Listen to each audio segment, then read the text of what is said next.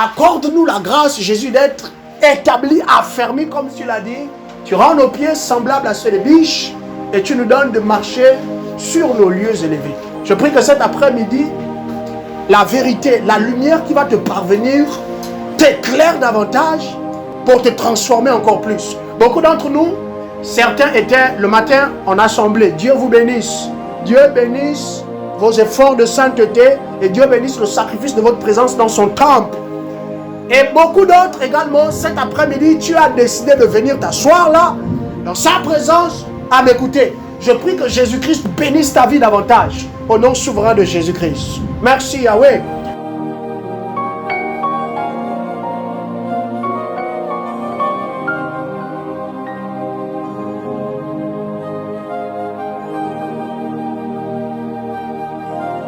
Je le disais déjà tantôt, ce que nous sommes venus écouter cet après-midi concerne quiconque a confessé Christ, quiconque a accepté Jésus, quiconque a dit que désormais je veux vivre par la foi dans le Fils de Dieu.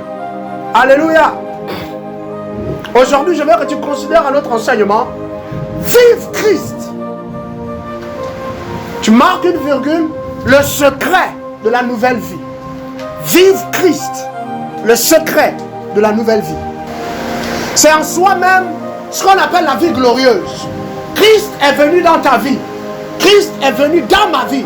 Le jour où tu as dit je t'accepte comme mon sauveur, automatiquement il est rentré dans ton cœur parce que ton esprit a été régénéré. En effet, le lieu où Christ réside dans ta vie, c'est dans ton esprit. En toi là, il réside dans ton esprit. Mais comme ton esprit doit correspondre à une localisation dans ton corps physique, il est dans ton cœur. Il est dans mon cœur. C'est Christ qui vit en toi. C'est Christ qui vit en moi. Beaucoup d'entre nous, nous avons accepté Jésus.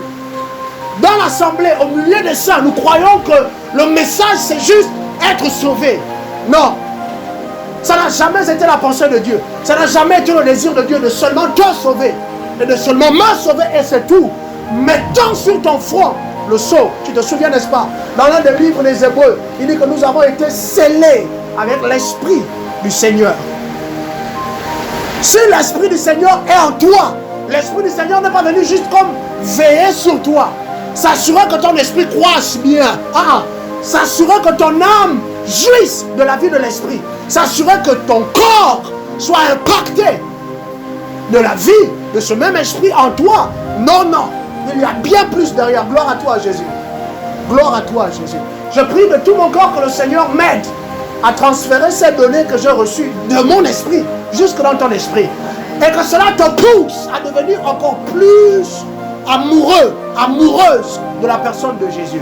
Vive Christ. L'église l'a manqué à beaucoup de niveaux parce que nous n'avons pas vécu Christ. Les bien-aimés, les saints, l'évangile a été prêché, même prêché avec zèle, avec amour, mais sans plus de puissance que cela. Et en conséquence, nous avons manqué de sauver, de délivrer, de restaurer, d'amener à Jésus par le seul fait de nos vies, de ce qui en émanerait. Vive Christ. Vive Christ. Si nous passons toute une journée sans nous abreuver, nous ne prenons pas un verre d'eau ou un peu d'eau, à la fin de la journée, tout notre corps montrera que nous avons besoin d'eau. Si nous avons passé quelques heures ou des jours sans manger, après quelque temps, notre corps montrera que nous avons passé des jours sans manger. À croire que nous ne vivons pas pour manger, cela nous a été dit, nous étions plus jeunes. Non. Mais manger nous maintient en vie. À croire que dans le royaume, avoir Christ te maintient en vie. Mais Christ ne veut pas seulement te maintenir en vie par son esprit. Christ veut te donner de devenir comme lui. Quelqu'un me comprend? Devenir comme Jésus. C'est ce que l'Église a manqué de faire à beaucoup de niveaux. L'Église primitive l'avait compris. Et quand on regarde la Bible, franchement, quand tu viens à la rencontre des actes des apôtres, non, laisse encore même le premier chapitre. Mais quand tu rentres dans le deuxième chapitre, à partir du verset 9, et toute la suite, le livre des actes des apôtres est rempli de tant de mystères, rempli de tant de or, rempli d'émerveillement, rempli de puissants et de précieux témoignages. Pourquoi? Parce que les apôtres avaient dépassé le fait d'avoir Jésus, ils avaient reçu l'Esprit de Christ. Ils étaient devenus comme Christ. C'est une des raisons pour lesquelles, lorsqu'ils étaient apparus à un endroit, on avait dit, voici, ils sont comme Christ, des petits Christ. Désormais, nous les appellerons des chrétiens. Ça n'est jamais venu du Saint-Esprit. Chrétien, là, qu'on appelle chrétien, c'est venu des gens qui étaient même incroyants à l'époque. Et beaucoup d'entre nous, grands et petits, nous parlons en langue, nous jeûnons, nous prions, comme me dit souvent ma fille là-bas. On va dans des retraites, dans des travaux spirituels de tout genre, ce qui est glorieux. Mais quand on revient de là-bas, il n'y a rien de plus. Il n'y a rien de plus. Je vais te dire une chose, le monde là n'est pas à la recherche de toi. Le monde est à la recherche de quelque chose que tu dois lui donner. Ce quelque chose là s'appelle Christ, le dépôt de Christ en toi. Le dépôt de Christ en nous. Et en conséquence, quand je bois de l'eau, quand je viens à suer, il y a de la sueur qui émane de moi, n'est-ce pas? La preuve que je bois de l'eau. La preuve que je m'abreuve convenablement. Est-ce que quelqu'un me comprend? La preuve que je me nourris bien, c'est la force tangible dans mes muscles, dans ma chair. Quelqu'un comprend ce que je suis en train de dire, n'est-ce pas? C'est un puissant, un profond secret. C'est le secret de la nouvelle vie en Christ. Je suis devenu enfant de Dieu, ok? Mais et puis quoi? Qu'est-ce qui se passe quand tu parles? Qu'est-ce que les gens voient au travers de ta vie? Comment est-ce que les gens désormais portent leur regard sur toi? Je suis devenu enfant de Dieu. Enfant de Dieu implique véritablement être juste comme le premier de ses fils. Être juste comme le premier de ses fils. Si tu veux que ta vie dans le Seigneur, si tu veux que ton expérience spirituelle soit quelque chose de glorieux, il faut que tu vives Christ. Pas que tu vives seulement l'onction. Pas que tu vives seulement le mariage. Pas que tu vives seulement la percée. Pas que tu vives seulement le succès. Les acclamations. Non, non. Par-dessus, nous devons vivre Christ. Si nous ne vivons pas Christ, je vous assure, je prends le monde à témoin. Notre Père, les 24 vieillards, à cause de l'autorité des Saintes Écritures, ta vie sera ce qu'on appelle, mais une véritable honte pour le ciel. Tu as reçu Christ pour le vivre. Si tu ne vis pas Christ, je peux t'assurer, on te maintient en vie par la seule grâce de la miséricorde de Dieu. Sinon toi là, tu es loin de correspondre à nos attentes. Tu es loin, mais très loin des espérances de Dieu. C'est important que je pose ce fondement. Galates chapitre 2 verset 20 déclare ceci. Ce n'est plus moi qui vis, c'est Christ qui vit en moi. Il y a des conséquences à ce que ce soit Jésus qui vive désormais en toi. Il y a des conséquences à ce que ton bras là, ta jambe là, ton corps, ta tête, ce soit Christ qui soit désormais le locataire. C'est Christ qui y réside désormais. Quelque chose doit en émaner en conséquence. Quelque chose qui cesse d'être humain. Quelque chose même qui n'est plus terrestre. C'est l'apôtre Paul qui le dit. Ma vie en tant qu'homme, je la vis maintenant dans la foi au Fils de Dieu, qui, par amour pour moi, s'est livré à la mort à ma place. C'est ce que la Bible du Semeur nous dit. Jessica, tu me comprends, n'est-ce pas? Elle dit que c'est plus moi qui vis, c'est Christ. C'est plus Jessica. Non, c'est plus le prédicateur. C'est plus Papa Joël. C'est plus, je ne sais pas, Sinac, la chantre. Non, c'est plus la chantre Ada qui vit ou qui vive encore. Maintenant, c'est Christ. Maintenant, c'est Christ qui vit. L'église, nous l'avons manqué à beaucoup de niveaux. C'est pas Jésus, c'est plus Jésus qu'on cherche à vivre. Maintenant, on veut seulement vivre les proportions du royaume. On veut vivre le bonheur qu'il y a dans le royaume. On veut seulement vivre la richesse ou les richesses multiples et multiformes du royaume. On veut seulement vivre l'onction, la puissance, la capacité d'imposer les mains, de guérir toute forme de maladie, même de ramener les morts à la vie. Ça, c'est seulement ce que nous, en tant qu'enfants de Dieu, on veut vivre. C'est ça qui nous blase. Méditer les Écritures, même ça a pris d'autres proportions. C'est une des raisons pour lesquelles, majoritairement parlant, en tant qu'enfant de Dieu, rien de plus ne se passe dans notre tréfonds, dans notre fort intérieur. Il n'y a pas un désir de toucher Christ, de prendre Christ, de le capturer en nous et de le laisser être vu au travers de nous. J'espère que quelqu'un est déjà béni. Je mets au défi, quiconque m'écoutera aujourd'hui, demain, plus tard, change seulement ta manière de faire. Avec Jésus là, donne-toi une semaine. Une semaine même c'est trop. Donne-toi 3 jours, je te mets au défi. Par expérience, 3 jours. Jésus, révèle-toi à moi. Jésus, impacte-moi de cette révélation que tu me donnes. Jésus, donne-moi de te vivre. 3 jours seulement. Fais cette prière. Et laisse-toi porter par l'Esprit. Tu verras ce qui va t'arriver. Tu verras. Tu vas toi-même expérimenter quelque chose de différent avec ta vie. Maintenant, qu'en sera-t-il de ceux qui seront autour de toi? Imaginez nos jeunes gens dans leur lieu d'étude, en train de démontrer Christ. Imaginez ma fille Victoria là, en train de démontrer Christ. Imaginez-le. Ma fille Messi, imaginez. Imaginez ce que Beau Séjour deviendrait. Imaginons un seul instant ce que Libreville deviendrait. Que tous les enfants de Dieu révèlent Christ. Satan, par lui-même, déciderait de prendre ses bagages et de nous laisser.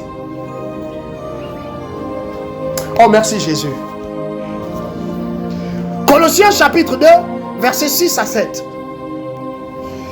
Nous lisons dans la Bible du Sommeur encore. Aussi, puisque vous avez reçu Christ, tout le monde ici a reçu Christ, n'est-ce pas? Je le disais, le message là concerne tous ceux qui ont reçu Jésus. Tous ceux qui ont reçu Christ dans leur vie. Jésus le Seigneur, comportez-vous comme des gens unis à lui. On doit se comporter comme des gens unis à lui. Tu sais, la mangue est succulente ou la mangue ne l'est pas. C'est conformément à non seulement le type d'union que le fruit a avec l'arbre, ou sinon la branche elle-même est reliée à l'arbre, le tronc, et puis les racines qui nourrissent tout l'arbre. Ou encore, simplement, ça veut dire que l'arbre, c'est un mauvais arbre. Jésus disait que aucun bon arbre ne produira du mauvais fruit. Et aucun mauvais arbre ne produira du bon fruit. À dire qu'en tant qu'enfant de Dieu, il y a des choses qui doivent déjà émaner de nous. À cause de ton union avec quelqu'un. Mais ces choses-là, où sont-elles? Ça, c'est nous en tant qu'enfants de Dieu. Tant de choses manquent. Saint-Esprit, ouvre nos yeux. Ouvre nos yeux. Enracinez-vous en lui. Ça veut dire continuez d'aller vous plonger en lui. Continuez d'aller vous lier à lui. S'il y a des prières qu'un enfant de Dieu doit faire, Seigneur, garde mon cœur constamment avec toi, constamment pour toi, et au travers de mon cœur, accomplis tout ce que tu désires accomplir. C'est une de mes déclarations. Tous les matins, sur mon cœur, sur ma vie. Ça commence dans le cœur. Si Jésus est bien fruit dans ton cœur, je peux t'assurer, toi-même, il y a une force qui te poussera à agir là-bas dehors. Verset 7. Construisez toute votre vie sur lui et attachez-vous de plus en plus fermement, à la fois conforme à ce qu'on vous a enseigné. Bien-aimé, comprends-moi à partir d'aujourd'hui. Si tu dois vivre toujours plus par la foi, si tu dois continuer de pousser dans l'esprit, si tu dois continuer de te transformer, si tu dois continuer de croître, si tu dois continuer de devenir quelqu'un d'autre, selon que les Écritures le disent, c'est par la foi en Jésus-Christ. C'est par la foi en Jésus-Christ. Je prie que par la grâce du Seigneur, j'aurai le temps de nous enseigner sur la foi, les dynamiques de la foi. Un peu tout ça. Tu as déjà entendu des messages là-dessus, je respecte cela. Simplement, comme Dieu le fait avec beaucoup de ses serviteurs et de ses servantes de par le monde, je vais t'apporter l'aspect de la foi que j'ai reçu de Christ par révélation. Alléluia. Agissez ainsi en adressant à Dieu de nombreuses prières de reconnaissance. Pas seulement parce que Dieu nous a délivrés du malin, pas seulement parce que Dieu s'est levé contre nos ennemis, pas seulement parce que Dieu finalement a livré cette prière-là qu'on lui avait demandé, ça fait plusieurs années maintenant, parce que Dieu nous a fait une très grande grâce, celle de devenir semblable à son Fils. Mon Dieu, qui dans l'univers est semblable à Jésus? Qui peut se mesurer à Jésus? Qui peut se tenir devant Jésus? Qui est comme Jésus? Et quand on chante que ma vie soit une fleur, en réalité, tu dois avoir la révélation là, derrière ta tête là-bas. C'est pour devenir comme Jésus. La Bible dit qu'il a été plaisant à l'Éternel notre Père en toutes choses. En toutes choses. En toutes choses. Deux vérités que je vais établir avec toi avant de rentrer dans le vif du message. Deux petites, simples vérités que peut-être tu n'avais pas encore déjà écoutées. Tu vas écouter pour la première fois. Ou pour d'autres, on avait peut-être déjà entendu ça avant. On va simplement encore écouter. Alléluia. La première de vérité, c'est celle-ci. Christ est la seule personne qui règne, ou encore qui gouverne, qui siège souverainement, à la fois dans le surnaturel et dans le physique, ou dans le naturel. Christ est la seule personne qui règne à la fois dans le surnaturel et dans le naturel. Rien ne dépasse Christ. Rien ne va au-dessus de lui. Rien ne peut aller au-delà de ses capacités. Tout est sous son contrôle. Si les choses qui étaient en existence avant, qui existent aujourd'hui et qui existeront dans les temps à venir, sont ou ont été ou même seront, elles seront seulement par Christ. C'est la première vérité. Les choses qui ont été en existence autrefois, qui existent aujourd'hui et qui existeront demain, le seront seulement par Christ. Alléluia.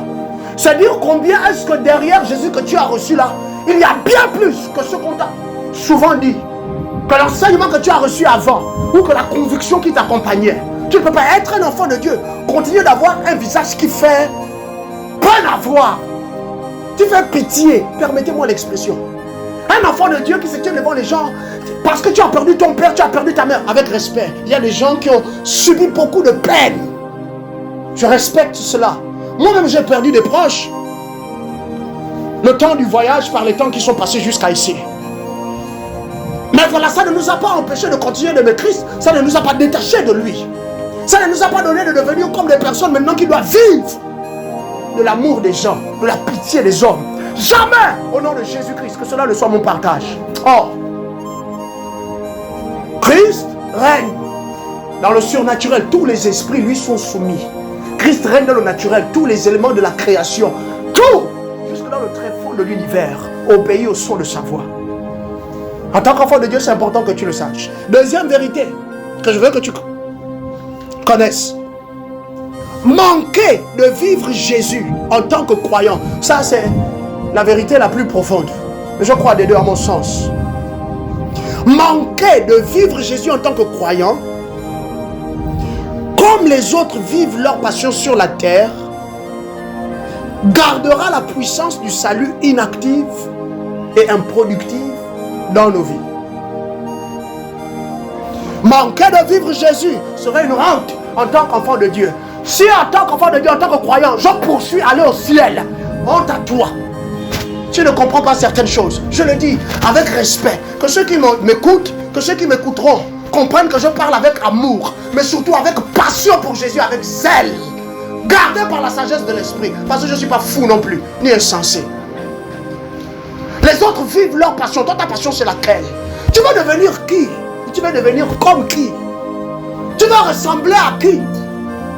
Tu es maintenant enfant de Dieu. Non, moi je vais être comme Jésus. Ok, d'accord. Tu connais quoi de lui maintenant? Je n'ai pas le temps. Je vous aurais exposé les dynamiques de notre devenir dans le Seigneur.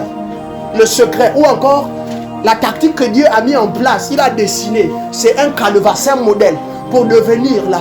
Quand c'est écrit dans le livre de Daniel chapitre 11 là, je crois verset 35, hein, si je ne me trompe pas, et tous ceux qui connaîtront leur Dieu, un, seront forts, et puis deux, feront des exploits, ou encore agiront avec fermeté, disent certaines versions de la Bible, King James particulièrement. Alléluia.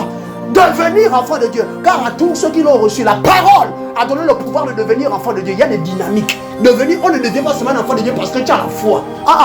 Il y a des principes spirituels. Je n'ai pas le temps, je vous aurais expliqué cela, mais je sais qu'on en parlera une fois. Cependant, les architectes deviennent de plus en plus architectes.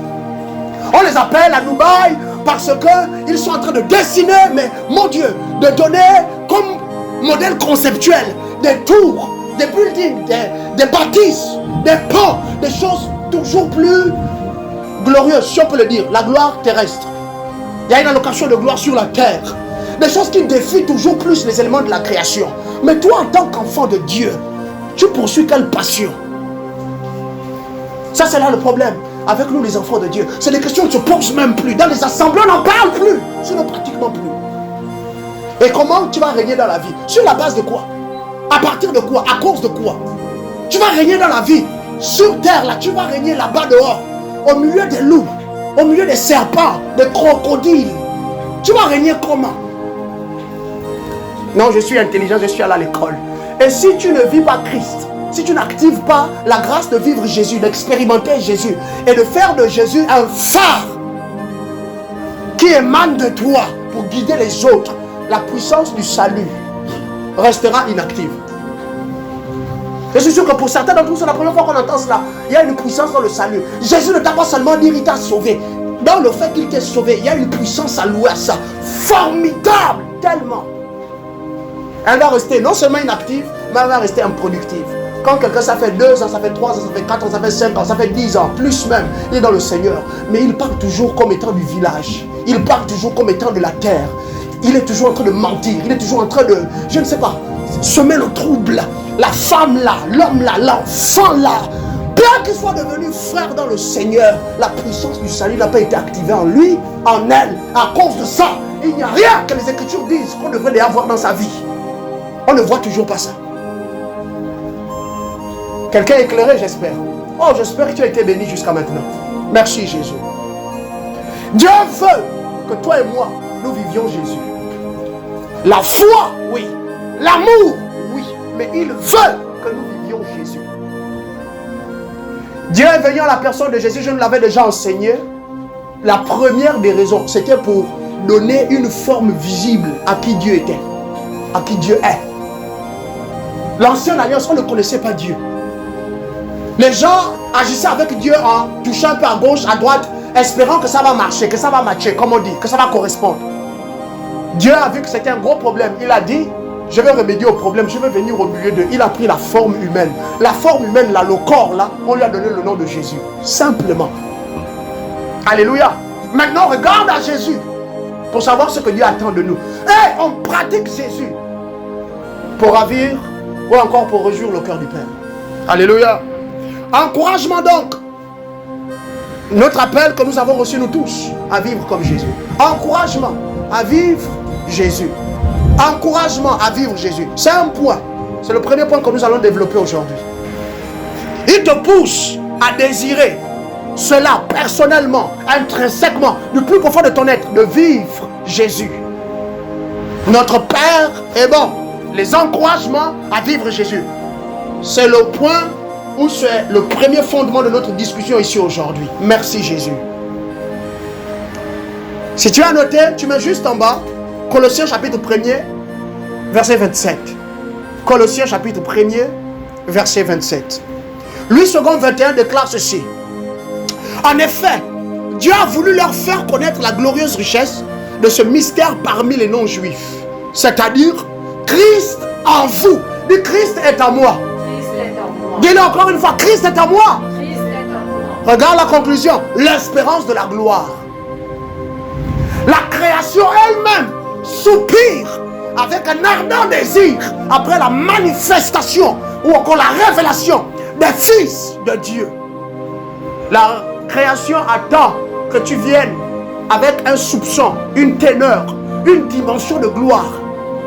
Tel que quand tu prieras, quand tu diras du bien à la terre, du bien à l'eau, du bien à la forêt, du bien au royaume céleste, peu importe, il y aura en conséquence la manifestation de cette délivrance-là qu'elle a toujours attendue. L'espérance de la gloire. Ça veut dire donc, ce monde espère quelque chose. Les gens qui courent après les drogues là, les gens qui courent après le sexe, excusez-moi, les gens qui courent après les posts, les gens qui courent après les décorations, les gens qui courent après tout ce qui est nouveau, ce qui est en vogue, ce qui est à la mode là. En réalité, c'est l'âme qui est en train de courir après ces choses. Mais quand on redevient un enfant de Dieu par l'esprit, on se rend compte que c'est plus après ces choses-là qu'on doit courir d'abord. Même qu'on doit courir, c'est après la gloire de Dieu qu'on doit courir. Et toutes les autres choses nous seront données. Christ en toi, en moi, l'espérance de la gloire. Ton quartier soupire après la gloire de Dieu.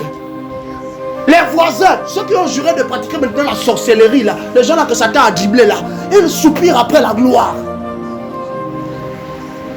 Dans ton lieu de travail, ton patron unique là, méchant, soupire après la gloire de Dieu. Et Dieu a dit qu'il s'est mis en toi pour que tu révèles cette gloire là. Alléluia. Merci Jésus. Premier encouragement. Pourquoi est-ce que Dieu t'incite à vivre Jésus?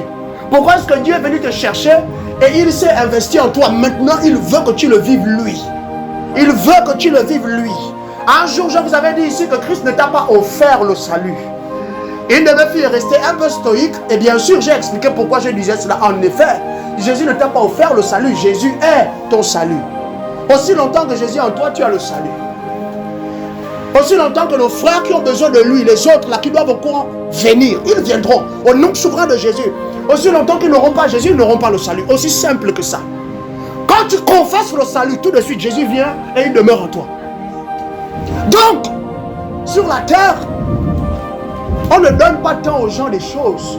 Ce qu'on donne aux gens, c'est nous. On est devenu cette chose-là. Quand tu donnes de l'amour à quelqu'un, tu ne lui donnes pas de l'amour. En réalité, c'est de toi que tu lui donnes. Quand tu donnes du temps à quelqu'un, en réalité, ce n'est pas du temps juste que tu donnes. C'est une proportion de ta vie que tu donnes à la personne. Raison pour laquelle, au milieu de toutes ces choses-là, à la fin, quand quelqu'un répond mal, quand quelqu'un, après, au final, se comporte très mal avec toi, souvent tu es blessé. Comment il a pu me faire ça? Comment il a pu me faire ça? On comprend maintenant. Merci Jésus. Premier encouragement. Christ est le seul vrai Dieu. Dieu t'incite à vivre Jésus parce que Christ est le seul vrai Dieu. On va un tout petit peu courir parce qu'on a un deuxième point. Et ce fondement-là, le deuxième, il faut qu'on l'établisse aujourd'hui et qu'on finisse notre leçon. Par la grâce du Seigneur. Christ est le seul vrai Dieu. Jean chapitre 10 au verset 30. Tu marqueras également Jean chapitre 14, les versets 8 à 10. Merci Saint-Esprit, nous déclarons les Écritures. Louis II 21 dit ceci: le Père et moi, nous sommes un. Si Jésus est devenu mon modèle, c'est en référence, avec respect, avec considération, admiration à cette déclaration. C'est lui-même qui parle. Ça n'est pas un de ses apôtres. Ça n'est pas un intercesseur qui me l'a fait connaître. Les Écritures disent que l'Esprit a expressément dit par Jésus: le Père et moi, nous sommes un. Donc, il vaudrait bien pour moi que je me positionne conformément à ce que les Écritures disent. Attendre de moi pour commencer à vivre Christ. Il y a quelques années, j'ai appris que si je me décidais, si je m'embarquais dans ce voyage de vivre Christ, Dieu me délivrerait de beaucoup de fardeaux, de beaucoup de jougs. Et il me l'avait dit une nuit. Et il me l'avait dit une nuit.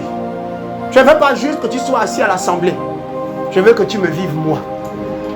Je veux que je devienne ton expérience permanente.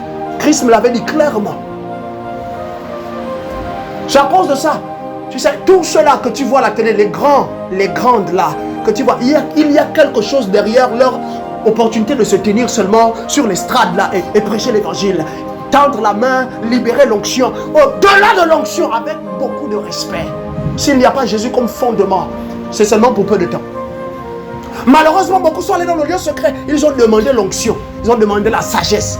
Ils ont demandé la gloire. Ils ont demandé la visibilité. Ils ont demandé l'influence. L'onction pour influencer les autres. C'est bon, c'est beau. Ça vient lorsque le royaume est établi. Mais le royaume, c'est d'abord et ce sera toujours Christ. Jean chapitre 14, verset 8 à 10. Philippe lui dit, ici j'espère que tu sais, maintenant il a été enseveli, il est ressuscité glorieusement, il est monté là-bas maintenant, il a finalisé son ministère ou encore son sacerdoce, il a versé son sang et tout ce que les Écritures nous disent, maintenant il est revenu encore, 40 jours il a passé avec eux, n'est-ce pas? Et les 40 jours sont finis, et maintenant il est en train de partir, il est sur le point de les quitter. Il est en train de leur dire au revoir, mais je m'en vais là où papa est, je m'en vais vous préparer des demeures. Ensuite, je viendrai vous chercher parce que là où je suis, c'est là-bas aussi que vous devrez être. Alléluia. C'est comme ça que, tous étant tristes, il leur dit, Philippe en particulier lui dit, Seigneur, montre-nous le Père et nous serons satisfaits. Au moins, entre-temps, d'ici là qu'on t'attende, Montre-nous le Père. Donne-nous une révélation du Père. Voici ce que Jésus lui dit. Jésus lui répondit, il y a si longtemps que je suis avec vous et tu ne me connais pas encore. Jésus affirme que c'est lui le Père. Jésus affirme que c'est lui Dieu. Celui qui m'a vu a vu le Père. Pourquoi donc dis-tu, montre-nous le Père? Ne crois-tu pas que je vis dans le Père et que le Père vit en moi? Les paroles que je vous dis à tous ne viennent pas de moi. C'est le Père qui demeure en moi qui accomplit ses propres œuvres. Ça, c'est ce que la Bible française courant déclare. Le Père qui demeure en moi, c'est lui qui fait ses... En tant qu'enfant de Dieu, dis-moi, qui réside en toi? Parle-moi, je te prie. C'est Jésus, n'est-ce pas? Qu'on appelle également le Saint-Esprit. Jésus est en train de dire que le Saint-Esprit, c'est son papa. Clairement, concrètement. Et il dit que son Père et lui ne sont qu'un. Il dit que toutes les œuvres qu'il a accomplies, c'est le Père en lui qui les a accomplies. Mais comme l'Esprit, c'est la vie dans chaque être, n'est-ce pas? L'âme, ça n'est qu'une composante de ton esprit et des facultés qui te permettront d'agir ici sur la terre. C'est ça qu'on appelle l'âme, le souffle de l'homme. Mais en réalité, quand quelqu'un transite, ton esprit retourne à Dieu. Tu cesses de vivre ici sur la terre. Jésus dit que l'esprit qui est en lui, c'est le Dieu créateur. L'esprit là que Jésus est, qu'il affirme être, c'est lui Dieu. Première motivation. Pourquoi est-ce que Dieu veut que nous vivions Jésus ou Christ? Parce que Christ est le seul vrai Dieu.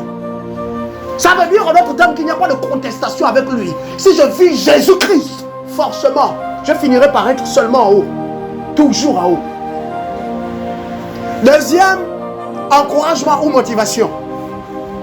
Excuse-moi de courir un peu, c'est à dessein. Deuxième motivation ou encouragement. Christ est immuable. D'autres pourront simplement noter Christ ne change pas. On pourra aussi encore mettre, si on le préfère ainsi, Christ est le même. Pourquoi est-ce que je dois prendre Christ pour modèle? Vive Christ parce qu'il ne change pas.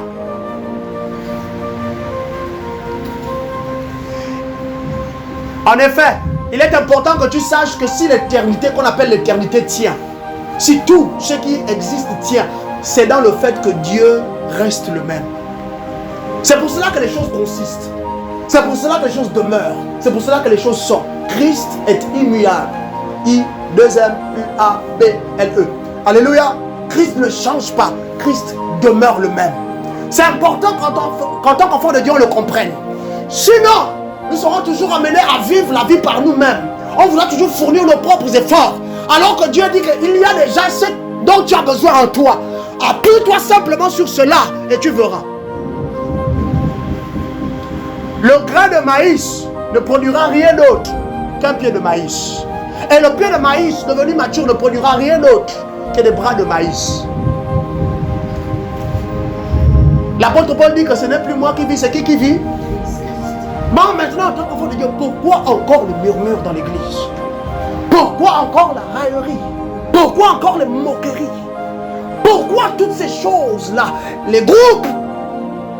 Pourquoi les préférences tribales, culturelles, entre nous?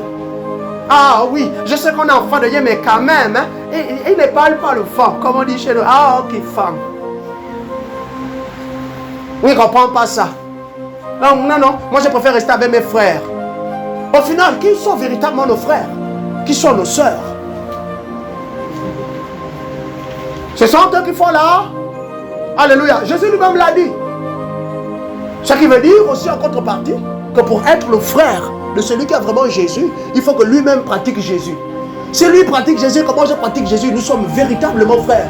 Les divisions n'existeront pas au milieu de nous. Mais, oh, aujourd'hui dans l'église, pourquoi? Parce qu'on veut l'évêché, on veut le titre, on veut col clérical, on veut être pasteur, on veut être berger, on veut qu'on nous appelle le prophète, on veut être diaconesse, on veut être chante, on ne veut pas vivre Jésus.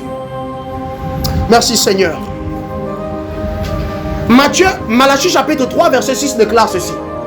Malachie chapitre 3 au verset 6 de l'Éternel. Malachie dit, Parole de vie.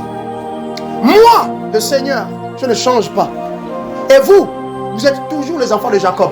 Si tu lis tout le chapitre, ou du moins la suite, les versets qui suivent, Dieu le dit que vous, vous êtes toujours, sinon vous êtes vraiment les enfants de Jacob, parce que Israël continue de pécher. Entre-temps, Dieu n'a jamais changé. Jésus-Christ est immuable. Immuable, immuable. Il ne change pas. Dieu ne peut pas changer. Pourtant, Dieu ne cesse de révéler, de donner, d'avoir accès à de nouvelles dimensions de lui. Qu'est-ce qui se passe avec Dieu? Il est trop immense. Il est trop profond. Il est trop grand. Hébreux chapitre 13, verset 8 dit que Jésus-Christ est le même hier, aujourd'hui et éternellement. Alléluia. Merci Jésus. Jésus n'a pas changé, Jésus ne change pas et Jésus ne changera pas. En conséquence, l'amour qu'il est demeure, subsiste éternellement. Merci Seigneur. Troisième raison, troisième motivation. Je suis juste en train de t'inciter à revenir à l'essentiel.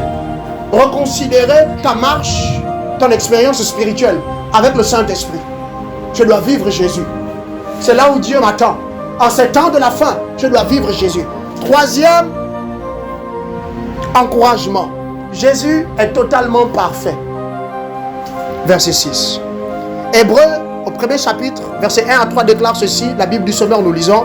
À bien des reprises et de bien des manières, Dieu a parlé autrefois à nos ancêtres par les prophètes.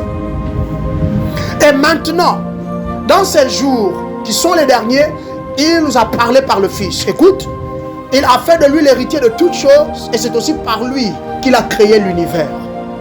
Ce Fils est le rayonnement de la gloire de Dieu et l'expression parfaite de son être. Jésus est l'expression parfaite de l'être qu'est Dieu. Christ est parfait et il est totalement parfait.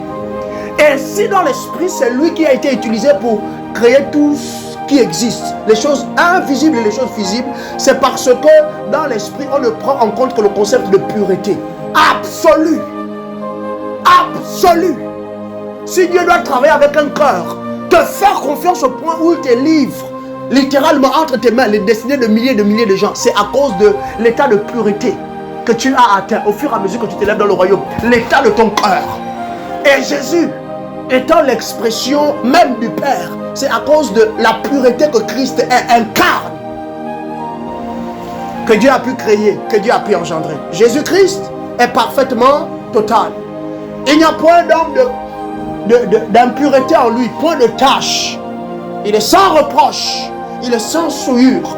La Bible déclare même qu'il a été tenté en toutes choses comme toi et moi nous avons été tentés. Mais en aucune de ces choses, Jésus-Christ a péché. Il est parfait. C'est le modèle parfait. Dieu nous appelle à vivre Jésus, à pratiquer Jésus, parce que c'est la gloire que le Père a. C'est le meilleur que le Père a à donner à ce monde qui est en train de se mourir, à nos sociétés qui sont en train de tomber en décrépitude. Alléluia. Il soutient toutes choses par sa parole puissante et après avoir accompli la purification des péchés, il s'est assis dans les cieux à la droite du Dieu majestueux. Si Jésus t'a purifié de tout péché, racheté de toute iniquité et de la puissance du péché en conséquence, c'est parce qu'il était pur. Si Jésus n'avait pas été pur, jamais il n'aurait pu nous racheter, non seulement de la puissance du péché, mais nous purifier de toute forme d'iniquité. Alléluia. Merci Jésus. 1 Jean chapitre 2 verset 6 déclare ceci. Celui qui affirme demeurer en Christ en conséquence doit aussi vivre comme il a lui-même vécu. Non, moi j'appartiens à Jésus. Non, moi je suis de telle assemblée. Non, moi je suis dans le groupe chante. Ah, moi je suis dans la grande chorale. Non, vos activités là, si ce n'est pas mon groupe dans l'assemblée, je ne vais pas me mélanger à vous. Non, si ce n'est pas le groupe des jeunes, vous ne me verrez pas. Hein? Non, si ce n'est pas le groupe de musique, ce n'est pas les musiciens, je ne serai pas dans votre sortie. Allez-y en évangélisation vous-même. La Bible dit que si tu scandes, tu réclames, tu déclares appartenir à Jésus, de même, il faut vivre comme lui-même il a vécu. En modèle. Alléluia. Quatrième encouragement. Merci Jésus-Christ. Encore une fois, je te le dis, navré, nous sommes en train de courir un peu. J'aimerais qu'on arrive dans notre deuxième fondement. Quatrième encouragement. Jésus est le seul homme qui a pleinement satisfait les besoins du Père Céleste. Jésus est le seul homme qui a pleinement satisfait les besoins du Père Céleste. Pourquoi est-ce que je dois vivre comme Jésus? Je suis encore enfant. Oh, mais non, moi je n'ai même pas encore 15 ans. Mais tu as déjà confessé Jésus. Précieux petit enfant, mieux apprends à découvrir qui est Jésus. Laisse Jésus t'imprégner de sa personne, t'impacter de lui-même. Et quand tu iras à l'école, ou je ne sais pas, là-bas, au quartier, pendant vos temps de jeu, laisse Jésus s'exprimer au travers de toi. Laisse Jésus guérir les autres. Laisse Jésus parler aux autres. Laisse Jésus éclairer les autres. Alléluia. Je suis une grande personne. Je réalise que ma vie spirituelle jusqu'à maintenant n'a pas produit, n'a pas donné plus que cela. Aujourd'hui, je dois rectifier le tir. Je dois remettre les choses à leur place. Reconsidérer tout ce que j'ai pu faire jusqu'à maintenant. Car avec Jésus, il n'est jamais trop tard. Jamais. Donc, je dois me conformer à Jésus parce que c'est le seul homme qui a pu satisfaire pleinement le cœur de Dieu notre Père. Merci Jésus.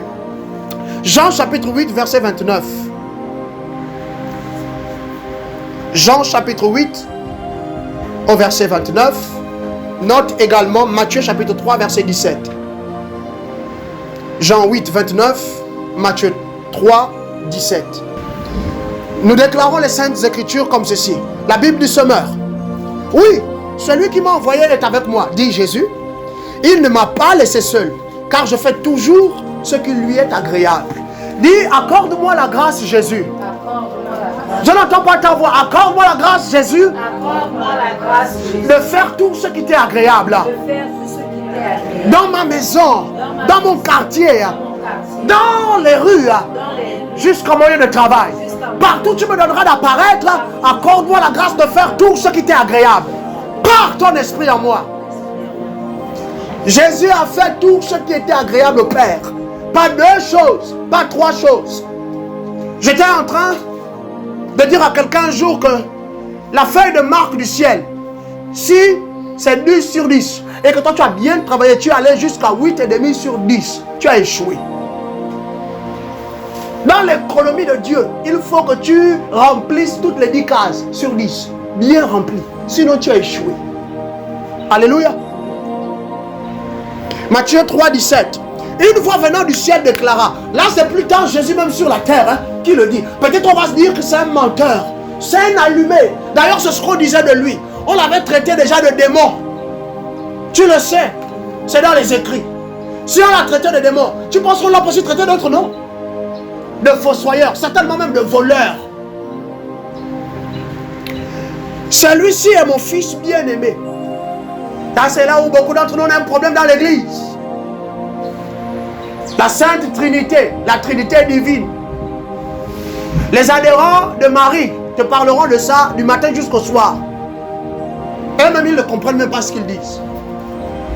Et nous, qui sommes aujourd'hui à l'endroit de la lumière, nous sommes véritablement venus à Jésus, on ne peut pas expliciter cela.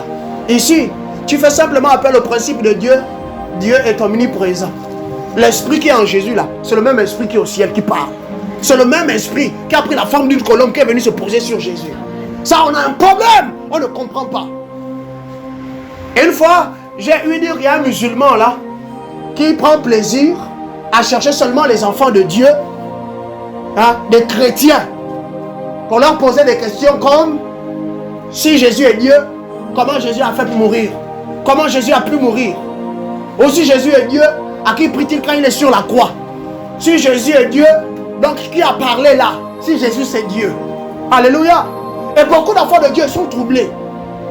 Ne peuvent pas répondre. Dieu est omniprésent. Là tu dis ça à quelqu'un, je t'assure, le feu, le zèle amer avec lequel il vient vers toi, tout de suite tout ça c'est comme une douche d'eau très froide qu'il reçoit. Après maintenant tu lui dis, tu as compris, non, Dieu est omniprésent. Il est capable d'être au ciel, sur la terre, dans les lieux plus bas que la terre. Maintenant tu as compris, oui, assieds-toi, je vais là te parler de ce Dieu là. Non, en tant qu'enfant de Dieu on ne le sait pas. Jésus-Christ a satisfait pleinement le cœur de Dieu. Si toi aussi tu veux satisfaire le cœur de Dieu, il faut dire Jésus, désormais il faut que je te vive pratiquement. Je dois laisser la théorie. Désormais, je dois revêtir Jésus comme d'un vêtement. Je dois boire Jésus comme une eau pure et agréable. Je dois investir Jésus en moi, dans chaque partie de mon corps, pour que si je touche quelqu'un qui est malade, la personne guérisse. Je n'ai même pas dit soit guéri au nom de Jésus, mais que la personne soit guérie. Imagine-toi, si Jésus a satisfait le cœur du Père entièrement, et que toi tu es maintenant en train de devenir de plus en plus comme Jésus, le Père va faire quoi, à ton avis? Le Père là, céleste, le glorieux, il va faire quoi de toi? Merci Jésus. 5e encouragement à vivre, Jésus.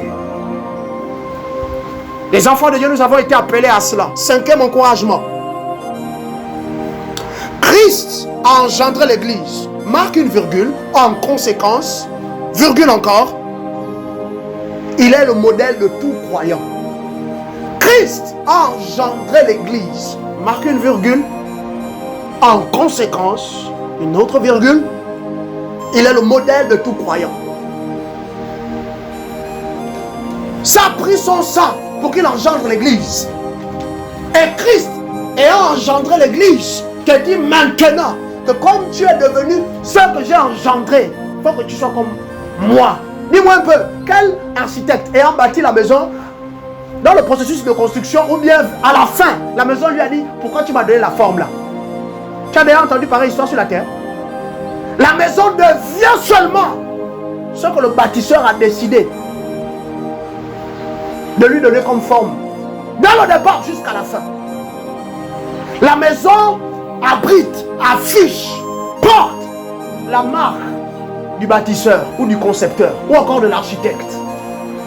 Ce sont les idées, les intentions de l'architecte que l'on voit concrètement lorsqu'on regarde chaque mur de la maison. On regarde aux couleurs, on regarde à la forme. Toi, tu es l'église de Christ. À ton avis, tu dois ressembler à qui? Tu penses que si Christ doit bâtir une maison, un temple, il va bâtir la chose là va ressembler à quoi? Sur la terre, rien d'autre n'est plus beau que lui. Dans l'univers, rien d'autre n'est plus glorieux que lui. Dis-moi, si Christ doit engendrer quelque chose, l'enfant ressemble à ses parents. L'enfant est comme ses parents, la même nature qu'eux. L'enfant a pris le nez de papa, les oreilles de maman. À ton avis, en tant qu'enfant de Dieu, si Christ nous a engendrés dans sa douloureuse, pénible mort et sa glorieuse résurrection, tu vas ressembler à qui? À ton avis, de qui Christ est aussi fier, autant fier que lui-même dans tout l'univers? Ça, c'est enfant de Dieu. Caractère dur. Lui, il a même pour pardonner. Ça fait 5 ans. Et écoute, tu fais attention avec moi. C'est pas parce qu'on est ici, on prie. Quand tu vas faire quelque chose, je n'ai pas oublié. Je t'ai pardonné, mais je n'ai pas oublié. La blessure est toujours là. Ça, c'est les frères. Aujourd'hui, nos bergers qui prennent les affaires qui sont censées se passer dans la cellule, comment on appelle, ecclésiastique. On amène ça maintenant sur la chair, un dimanche. Dieu va vous frapper, Dieu va vous punir. Oui, il y a les gens ici qui se comportent mal. Lui, le Seigneur parle, hein. C'est pas le Seigneur, c'est son âme. Aucune force de caractère. Donc lui, pour vous ramener à l'ordre, il prend le micro. Le Saint-Esprit m'a dit, si tu ne changes pas, il va te frapper. Jésus, on l'a déjà frappé pour moi. C'est des choses, il y a des gens à qui on ne peut pas dire pareille chose. C'est que même quand tu regardes mon visage, mes yeux, de toute façon je te regarde. Non, tu sais que lui, il faut bien que tu calcules tes mots. Non, le frère, il fait peur, hein? Pour de vrai. Je te regarde bien. J'ai une prophétie. J'entends dire, il y a quelque chose là qui circule désormais sur les réseaux. Ce sont mes chants qui m'en ont parlé. Il y a des soi-disant serviteurs de Dieu. Je préfère désormais le dire soi-disant. L'esprit de Christ, c'est l'esprit de paix, l'esprit de grâce. Même quand la mort arrive, mais surtout quand elle vient de Dieu, l'esprit de Dieu nous parle toujours. Maintenant, pire, ça vient de Satan. L'esprit de Dieu ne va pas susciter la paix au milieu de nous. Ah, il voit l'esprit de mort planer sur le pays. Il voit l'esprit de mort planer sur le pays. J'ai entendu ça une fois, j'ai entendu ça 2 fois. La 3e fois, j'ai entendu ça. J'ai parlé dans mon cœur. Je n'ai pas osé extérioriser, mais j'ai parlé dans mon cœur. Le Saint-Esprit m'a entendu. Comment les serviteurs de Dieu, soi-disant serviteurs de Dieu, vont se comporter de la sorte? En fait, ils sont en train comme de le dire pour que les gens l'acceptent, mais surtout pour susciter la peur chez les gens. un certain intérêt. On n'a pas de vertu. On n'a pas de comportement digne de Jésus pour attirer les regards de la foule sur nous. Donc maintenant, on veut user par la malice, la ruse. On veut tromper, on veut faire peur aux gens. De telles personnes, que leur évêché leur soit retiré. Même si c'est Dieu qui les a vraiment appelés, que leur évêché leur soit retiré. Que le Dieu qui fait les hommes et qui défait les hommes, les défasse au nom de Jésus. Parce que ce n'est pas normal. Et tu te rends compte, ce sont des gens qui sont écoutés. Ça, c'est le plus dangereux. Ce sont des gens qui sont écoutés. Alléluia.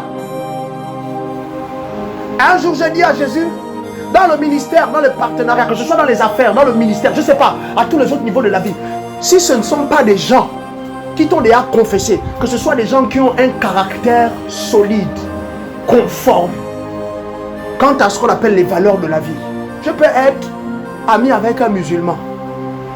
Pas parce qu'il a déjà Jésus, ou même pas parce qu'il confesse Jésus comme moi, mais parce qu'il épouse des valeurs de la vie qui sont convenables aux yeux de Christ. C'est une des raisons pour lesquelles aujourd'hui, quand on doit établir des gens d'autorité, quand on doit élire, quand on doit appeler des gens à des offices importants ou importantes dans cette nation, en tant qu'autorité, pouvoir un peu législatif, là, très peu sont les enfants de Dieu. Vous savez pourquoi? Parce qu'on est censé être un modèle dans ce qu'on fait. Mais beaucoup d'entre nous, ce n'est pas ce qu'on est. C'est pas ce qu'on est. Nous, on est toujours en train de traiter des affaires, on dirait, on est toujours derrière la maison, dans le noir, en train de se balancer des pics. Que Dieu nous délivre. Que Dieu délivre cette nation. Que le Saint-Esprit traverse le Gabon, visite l'église d'abord et nous débarrasse de telles personnes. Merci Jésus. Matthieu chapitre 16, verset 17 à 18. Jésus-Christ a engendré l'église. Jésus t'a engendré. Et garde-le dans ton esprit, dans tes convictions. Si Jésus doit me donner de ressembler à quelqu'un, c'est à lui. Matthieu 16, les versets 17 à 18.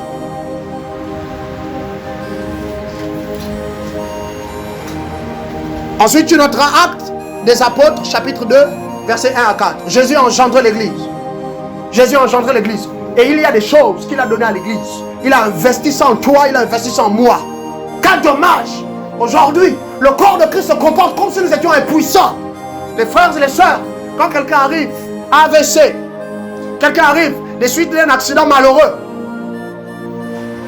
on est impuissant. On est seulement en train de référer désormais le corps de Christ à l'hôpital. C'est une bénédiction, l'hôpital. C'est une des extensions du ministère de guérison. Quand tu lis cela dans le livre d'Éphésiens, c'est une extension du ministère de guérison. L'hôpital ou les hôpitaux. Dieu bénisse les médecins. Dieu bénisse les infirmiers, les infirmières. Ceux qui travaillent de tout leur cœur, dévoués pour le bien des hommes et des femmes sur la terre. Mais, qu'à cela ne tienne, Jésus-Christ est le même hier, aujourd'hui, éternellement. Jésus a guéri les hommes.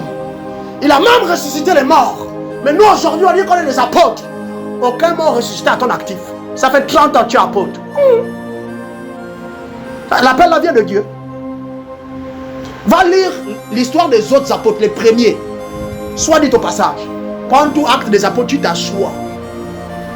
Mon Dieu, je rêve à ces jours où l'église pourra se réunir. On est là assis. Et puis quelqu'un de nouveau arrive parmi nous. La personne va s'asseoir là-bas à côté de ma fille Véronica. Sans que je lui prie pour la personne. Elle est guérie. La personne arrive, vient s'asseoir à côté de ma fille Violette. Je n'ai pas prié. Le Saint-Esprit a parlé à certains d'entre nous que le frère, la soeur a besoin, par exemple, d'une visitation divine. Le frère ou le couple là doit déjà avoir leur premier enfant. C'est le moment. Tu vas juste t'asseoir. Plus besoin de prier. Voici que la grâce pour l'enfantement divin tombe sur le frère et sur son épouse. Je regarde à ces jours dans l'esprit. Ah, si tu devais me contenir, je t'assure, c'est pas possible. Je t'assure. À ce point où les gens ont tellement magasiné de Jésus, hein, à un point pas, la personne te regarde seulement dans les yeux, comme ça seulement. Les démons là sont en train d'être traités farouchement, copieusement par l'Esprit de Dieu. Merci Jésus. Oh, merci Jésus. Jésus reprit la parole et lui dit: tu es heureux, Simon, tu te souviens? Jésus est en train de poser la question maintenant à ses disciples. Que dites-vous de moi? Qui savez-vous que je suis? Après que les hommes et donner leurs opinions. Beaucoup, certains disent que tu es un des prophètes, d'autres que tu es le prophète Élie qui est revenu, pour d'autres encore même que tu es ceci, que tu es cela, sans parler de ceux qui parlent mal de toi. Ok, d'accord, c'est l'opinion des autres. Mais vous qui avez marché avec moi dans l'intimité, vous là, qui êtes mes enfants, vous qui m'observez tous les dimanches en après-midi, vous qui venez quand même à me toucher, à m'expérimenter, même jusque dans l'intimité, vous qui avez accès un peu à ma personne, à mon entendement de la vie, à la sagesse que Dieu m'a donnée, que dites-vous? Qui dites-vous? Qui savez-vous que je suis? Merci Jésus. Et c'est comme ça que seul Pierre a répondu. Pas étonnant qu'il ait été désigné le leader des autres. Tu es heureux Simon, fils de Jonas, car ce n'est pas une pensée humaine qui t'a révélé cela, mais c'est mon Père céleste. Moi, je te dis que tu es Pierre. Là, on va maintenant de révélation à révélation, d'identité en identité. Et comme Pierre, tu as eu accès à mon identité. Sur la force de mon identité, je vais bâtir mon église. Bien-aimé, sachons-le désormais, ce que Christ bâtit, ce qui te donne de devenir, c'est avec respect à la révélation de qui il est. Tu peux avoir passé 30 ans à l'assemblée. Si tu n'as pas de révélation personnelle de Jésus, tu es seulement comme un arbre, un gros arbre qui est bâti sur du sable et tu n'as pas de racines. Je me souviens, une de mes aînées, une de mes mamans, je l'aime beaucoup cette femme. Au début, dans mes premiers pas dans le Seigneur, elle avait une révélation et Dieu lui a montré que je suis un gros arbre. Elle a vu, j'étais un gros arbre. C'est ça que le Seigneur lui a dit. Mais j'étais planté sur du sable et je n'avais pas de racines. C'est comme ça que beaucoup d'entre nous sommes. Alléluia. Jésus dit qu'il bâtit l'église pas sur sa puissance, pas sur son onction, pas sur les privilèges du royaume. Non. Sur l'identité de qui il est. Vivre Christ, ça nous demandera de connaître qui il est. Moi, je bâtirai mon église sur la révélation que tu as eue hier, de qui je suis, le Christ de Dieu. Et même le séjour des morts ne prévaudra pas contre l'église. Ça là, Jésus a déjà dit, c'est un fait. C'est une parenthèse, juste pour te dire que quand tu es emporté dans l'esprit pour prier pour l'église, prie avec entendement. Ne prie pas pour chasser la mort, laisse la mort. Jésus a dit que la mort même ne pourra rien contre mon église. J'espère que quelqu'un est béni. Oh Jésus-Christ. Je sens comme un parfum. Je te prie, le temps des moments, élève ta voix. Si tu peux, prie dans l'esprit. Baleza sikana. Te vombo balias kamakopa. Pour tous les autres, demande Seigneur plus de toi maintenant. Plus de toi, va chakula, yatandeza.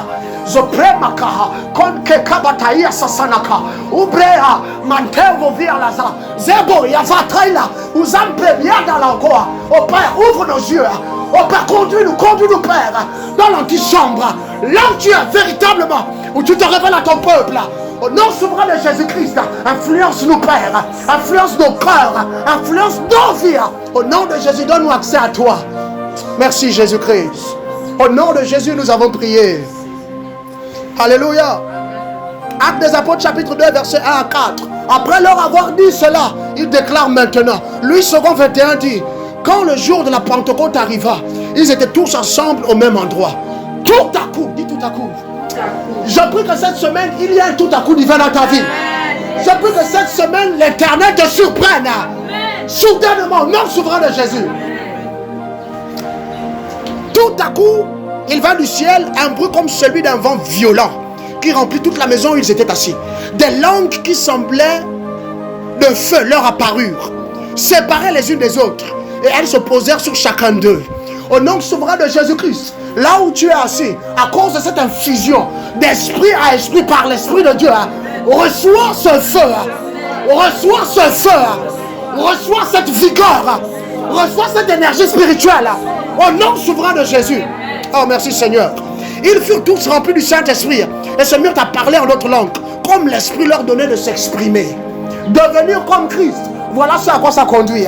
Maintenant manifester Christ, vivre Christ, te donne simplement d'opérer dans cette dynamique, cette dimension. Tu es devenu l'église de Jésus. Mon Dieu. Merci Saint-Esprit.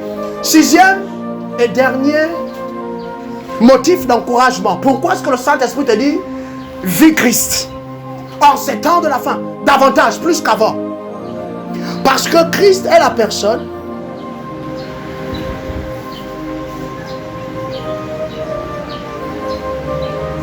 Christ est la personne. Christ est la personne à laquelle Dieu, le Père Céleste, est en train de nous donner de ressembler. Romains chapitre 8, verset 29. C'est la dernière des raisons en soi pour laquelle le Père te dit que tu dois vivre Christ. Sachant que si nous ne vivons pas Christ, nous ne nous embarquons pas dans ce voyage désormais. Vivre Christ tous les jours de nos vies, la puissance du salut va rester inactive dans nos vies. Je te l'avais déjà dit. Et en conséquence, ça ne produira rien en toi. Rien, rien. Même le vouloir le faire, que lui injecte en nous et nous donne par sa volonté souveraine de faire ce qui est bon, ce qui est agréable et parfait. Même cela, tu ne pourras pas le faire. Romains chapitre 8, verset 29. Note aussi 1 Corinthiens chapitre 11 au verset 1. 1 Corinthiens chapitre 11 au verset 1. Nous lisons la parole de l'Éternel. Merci Jésus. Pour ceux qu'il a connus d'avance, dit, il m'a connu d'avance. Dieu me connaît depuis toujours. Il les a aussi prédestinés à être conformes. Dieu t'a prédestiné, toi qu'il connaît depuis toujours là, à être conforme. C'est-à-dire en toutes choses, pareil. C'est ça la conformité.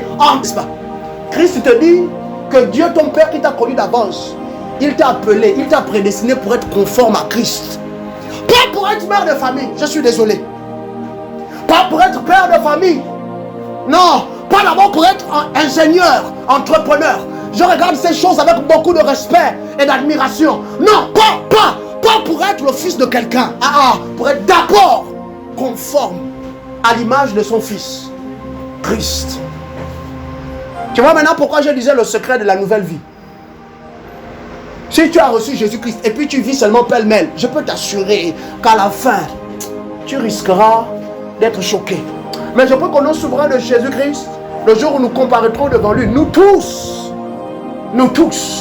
Jésus-Christ sera fier de te voir apparaître devant lui. Jésus sera souriant et joyeux d'avoir su que tu auras mené tout ça. Et après tout, tu comparaîtras devant lui ayant été rendu conforme en toutes choses. Tel qu'il est dans le ciel, tel nous sommes ici sur la terre. Et ainsi, nous sommes la preuve que nous avons maintenant été appelés à vivre une vie plus excellente, même celle de l'Esprit de Dieu. Merci Jésus-Christ. Dieu te bénisse. Afin qu'il soit le premier-né d'une multitude de frères. Donc Dieu n'a jamais voulu avoir un seul fils. Oh merci Jésus. 1 Corinthiens chapitre 11 verset 1. Soyez mes imitateurs. L'apôtre Paul le déclare. Soyez mes imitateurs comme je le suis moi-même de Christ. Le Saint-Esprit te demandera de faire seulement que comme Jésus a fait. Alléluia. Merci Jésus-Christ.